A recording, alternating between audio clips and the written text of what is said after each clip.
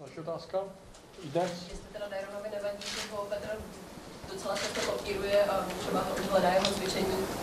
So he does not mind when Petr Svoboda is also studying and learning his technique. Dice, si te importa que pueda estudiar la técnica suya. Yo he estudiado la de todo el mundo, así que no me preocupes. He said he studied everybody's technique, so he welcomes Mr. Svoboda to study his, no problem. Dairon študoval techniku všetkých najlepších prekážkarov, takže prečo by nemal Petr študovať tu jeho? Další otázky. Právo. Dairon loni za ten světový rekord nebo za kvalitní čas slíbený od manažera telefon, který dostal, tak se má letos slíbenou jako odměnu za kvalitní čas. Last year you said that he will receive a mobile phone from you for the world record. Whether you promised him something similar for tomorrow. No, que yo te prometí eso el año pasado. Quiere ver que yo te lo dije. Lo tengo. He said he has it. He doesn't have to, but he has it. He says, and there was a BlackBerry, not a telephone. Takže bolo to BlackBerry a má slúbený a ďalší. Me están atacando, compadre. Lo tengo, compadre. Bueno, enséñaselo, padre.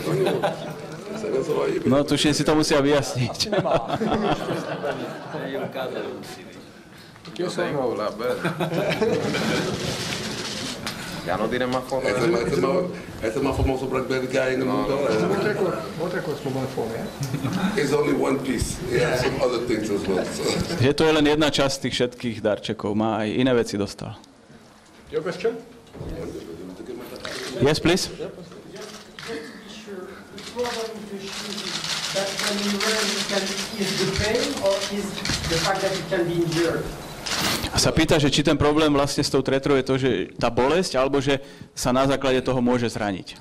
Well, it begins with pain, and if it's not fixed, it will be an injury later, of course. Čiže začína to bolesťou, ak to nechá tak sa to môže stať z toho zranenie neskôr. ¿Cuál pie que te duele?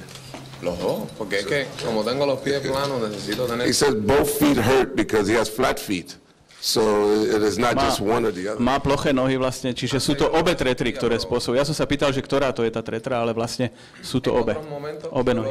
Lo resistía más, pero ahora me he puesto un poco más fuerte, he subido más de peso, estoy más rápido y entonces cada vez se hace más incómodo.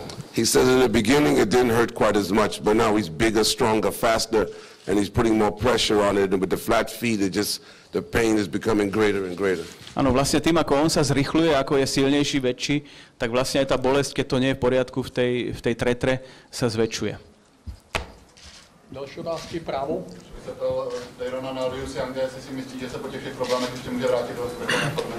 Whether Dairon thinks that after all the difficulties, Liu Xiang could come back on a high level?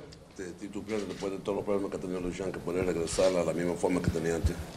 Yo pienso que sí, yo pienso que por la calidad de atleta que es él y las condiciones de entrenamiento y todo lo que tiene él, pienso que no tiene ningún tipo de problema para regresar.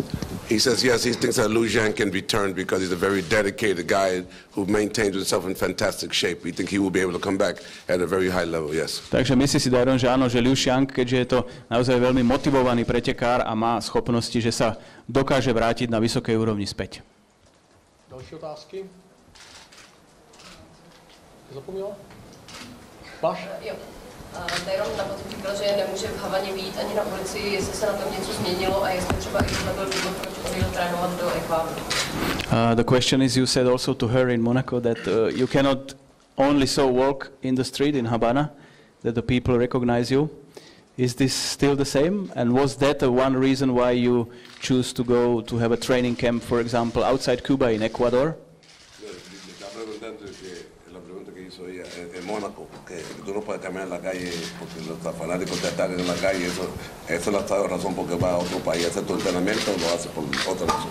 No, el entrenamiento no tiene que ver con caminar en La Habana, eso va a ser siempre así, aparte que me gusta que la gente me forme el lío en La Habana, pero vamos a Ecuador por estar más tranquilos, estamos también entrenando un poco más concentrados en el entrenamiento y son aproximadamente de 15 a 20 días que aprovechamos esa etapa para poner el toque final de la forma para venir ya a las competencias fundamentales que hacemos en Europa.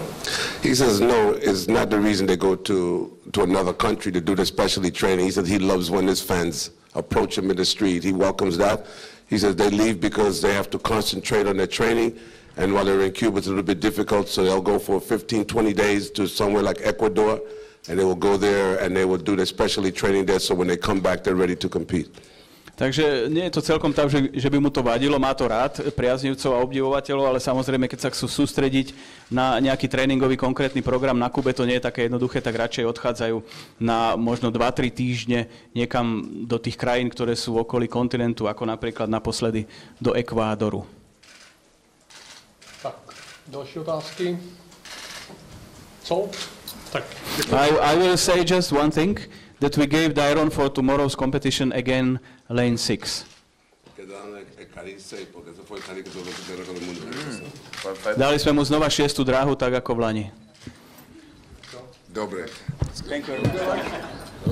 And thank you very much for Tony Campbell to helping us.